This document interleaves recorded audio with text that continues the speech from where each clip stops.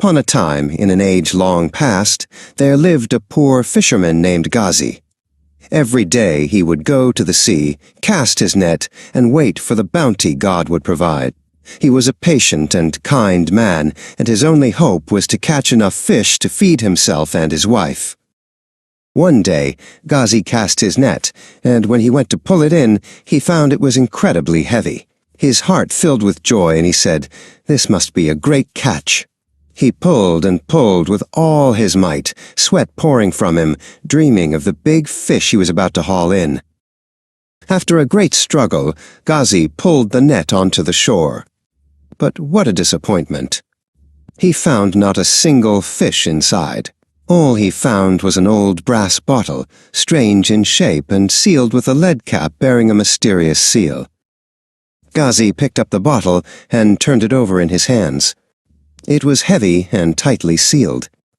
He said to himself, "I wonder what's inside this thing. Perhaps it's a treasure."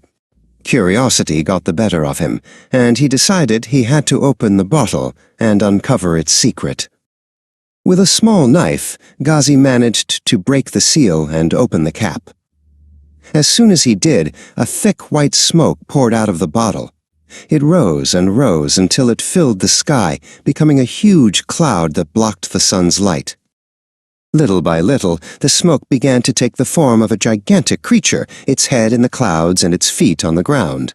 It was a massive genie named Sakhr, with a terrifying appearance and eyes that sparked with fire. The genie Sakhr looked down at Ghazi with rage and said in a voice like thunder, "Prepare to die, you who set me free." Ghazi was terrified. His legs could barely support him from fear, but his mind was still working, thinking of a way to survive. Ghazi gathered his courage and said in a trembling voice, "Die? Why would you kill me when I am the one who freed you from your prison? Shouldn't you reward me?" The genie Sakhr laughed a laugh that made the earth tremble and said, "Listen to my story, fisherman. I am one of the genies who disobeyed the prophet Solomon, so he imprisoned me in this bottle and threw me into the sea.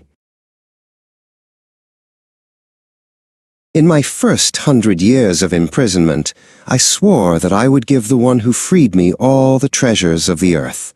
But no one freed me. In the second 100 years, I swore that I would make him king over the entire earth. And still, no one freed me. After 400 years of despair, I swore in anger that I would kill the one who freed me, but I would let him choose the death he desires. And you, by your bad luck, have freed me now. So, choose how you will die.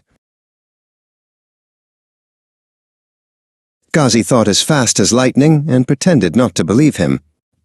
He said to the genie, "You'll kill me? But before you do, I don't believe a single thing in your story." The genie was surprised and said, "What exactly don't you believe?" Ghazi replied with confidence, "I don't believe that you, with your gigantic body, were imprisoned in this tiny bottle. It's impossible." The genie Sakhr became very angry and said, "What? You doubt my power?" Ghazi replied coolly, "I won't believe it until I see it with my own eyes." With great arrogance, the genie said, "Fine, you ignorant man, watch and learn."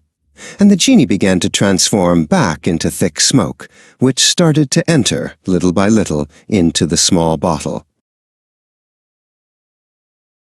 Ghazi stood watching, holding his breath. The smoke continued to pour in and in until the very last wisp of it disappeared inside the bottle. In the blink of an eye, before the genie knew what was happening, Ghazi ran, grabbed the lead cap, and sealed the bottle shut with all his might.